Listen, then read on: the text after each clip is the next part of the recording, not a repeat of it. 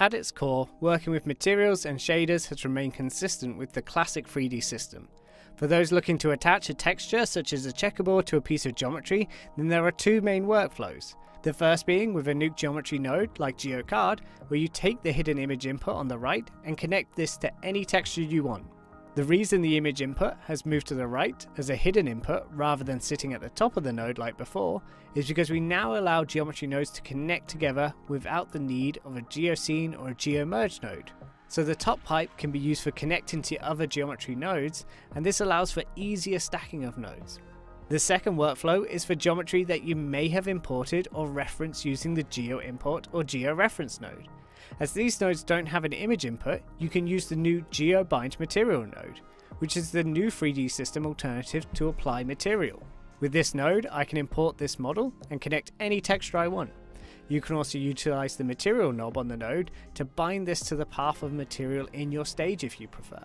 Nodes that have been converted to the new system and that you may be familiar with are the transform and wireframe shaders, the blend matte and merge layer nodes, or the basic surface node. However, we are also introducing a new node called Preview Surface. This is a beta node and is the first step into Nuke fully supporting USD material networks.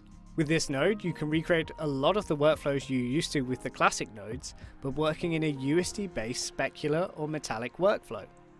The node pipe design is a key element we are looking to update, as currently you have to connect, disconnect, and reconnect to find the pipe you want for different texture passes.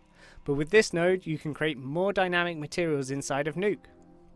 Please note that a number of the pre-existing shader nodes have not yet been converted to the new system, and will be introduced as we continue to develop the new 3D system across the 14 series. Another thing you may notice is that when importing a USD file, if it has any material or shader data with it, this will display in the scene graph and can be immediately applied to the geometry you're importing. Take for example these toy assets. We can import them into Nuke and immediately see what they look like with certain material looks included in the USD file, without having to set this up ourselves. However, as importing and displaying this texture data in the 3D viewer can be more computationally expensive and not something a Nuke artist will always need, we have opted to include this material checkbox feature.